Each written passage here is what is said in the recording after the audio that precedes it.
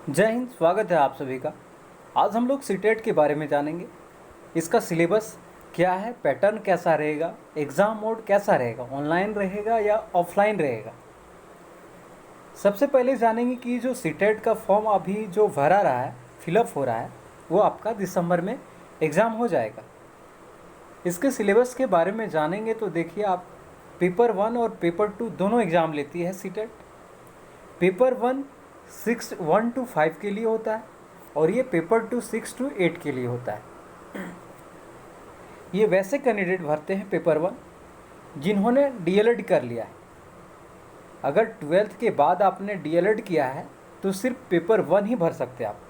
लेकिन अगर ग्रेजुएशन के बाद आप लोगों ने डीएलएड किया है तो आप 1 भी भर सकते हैं और 2 भी भर सकते हैं। यानी कि 1 to 5 के भी टीचर बन सकते हैं और 6 to 8 के भी टीचर बन सकते हैं। लेकिन जिन लोगों ने ग्रेजुएशन के बाद डीएलएड नहीं बीएड किया है तो बीएड में आप 6 to 8 पेपर 2 आप फॉर्म भर सकते हैं, भरेंगे, और पेपर 1 बिल्कुल नहीं भर सकते हैं। इसके लिए आप एलिजिबल नहीं हैं। जो ग्रेजुएशन के बाद आप डीएलएड ना करके आप क्या किए हैं, बीएड कर लिए। लेकिन जो डीएलएड कर लिए हैं वो आप दोनों भर सकते हैं। इसके सिलेबस के बारे में जानेंगे तो देखिए, सीटेट में आपका सीडीपी देखिए, सीडीपी ये है आपका 30 क्वेश्चन रहेगा, 30 नंबर का। मैथ आपका 30 क्वेश्चन रहेगा। ईवीएस भी आपका 30 क्वेश्चन रहेगा। लैंग्वेज 1 की बात करें तो आप हिंदी रख सकते हैं या इंग्लिश रख सकते हैं। लेकिन लैंग्वेज 2 में आप उर्दू रख सकते हैं, संस्कृत रख सकते हैं, कुछ भी रख सकते हैं, इंग्लिश रख सकते हैं। अगर इसमें आप हिंदी रखे हैं तो लैंग्वेज 2 में आप नहीं रख पाएंगे। और लेकिन अगर रहा क्या कि इसमें अगर आप इंग्लिश रखे हुए हैं तो इसमें आप दोनों में एक सब्जेक्ट नहीं रख सकते। यानी कि लैंग्वेज 1 में अगर आप इंग्लिश रखे हुए हैं तो लैंग्वेज 2 में आप नहीं रखेंगे, और अगर आप हिंदी रखे हुए हैं लैंग्वेज 1 में तो आप इसमें नहीं रख सकते। तो लैंग्वेज 1 में आप हिंदी रख सकते हैं या इंग्लिश रख सकते हैं, लेकिन लैंग्वेज 2 में ऐसा नहीं। उसी प्रकार आपका पेपर 2 है। पेपर 2 में सीडीपी आपका 30 क्वेश्चन पूछा जाएगा।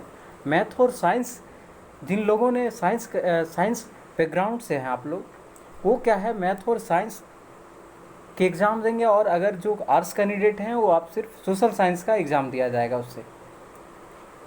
रही बात लैंग्वेज 1, तो उसी प्रकार जिस तरह पेपर 1 में जो भी है इंग्लिश और हिंदी, उसी प्रकार आप लैंग्वेज 2 में भी आप रख सकते हैं। इसके बाद जानेंगे टोटल मार्क्स कितने का होता है। तो ये आपका टोटल मार्क्स 150 का होता है, यानी कि 150 अंक का होता है। ठीक है। एग्ज़ाम आपका ऑफलाइन होगा, यानी कि OMR सीट में होगा, नेगेटिव नहीं होता है।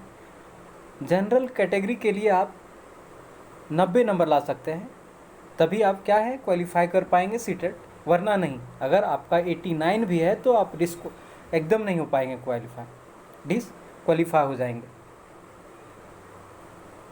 और रही बात क्या क्या चेंज हुए हैं, कुछ सिलेबस जो है आपका चेंज हुआ है। तो सिलेबस में क्या है कि टॉपिक चेंज हुआ है, सिर्फ टॉपिक चेंज हुआ है। जैसे ईवीएस में कुछ चैप्टर जुड़े हुए हैं और इसमें कुछ चैप्टर जो थे उसमें हटा दिया गया है। और जो NEP जो होता है, न्यू एजुकेशन पॉलिसी 2020, उसके तहत आपके NCERT से कुछ क्वेश्चन को जोड़ा गया है। ज़्यादा कुछ अंतर नहीं है, वही ईवीएस में आपका चेंज हुआ है। और इसमें क्या है, साइंस में भी चेंज हुआ है पेपर 2 के लिए। इसमें क्या हुआ आपका, साइंस का जैसे 6 to 6 और 6 का नहीं हुआ है, 7 8 का चेंज हुआ है। ज़्यादा कुछ चेंज नहीं हुआ है। यही है कि डे बाय डे इसका जो होता है क्वेश्चन लेवल जो होता है वो बढ़ते जा रहा है। जिस प्रकार 23 में होगा उससे ज़्यादा 24 में हुआ था। और फिर जो प्रीवियस ईयर जो क्वेश्चन देखेंगे उसका पैटर्न डे बाय डे क्या होता है, बढ़ता जा रहा है। तो इसलिए आप प्रैक्टिस ज़्यादा से ज़्यादा करें। एक बार आप सिलेबस कंप्लीट कर लें। जिन लोगों ने सिलेबस एक बार कंप्लीट कर लिया है, 1-2 नंबर से छटे हुए हैं, वो सिर्फ प्रैक्टिस कर सकते हैं। प्रैक्टिस के अलावा कुछ नहीं कीजिए, देखिए अच्छा आपका मार्क्स आ जाएगा। अगर ये वीडियो आप लोगों को अच्छा लगा तो लाइक, शेयर, कमेंट और सब्सक्राइब करना ना भूलें। जय हिंद।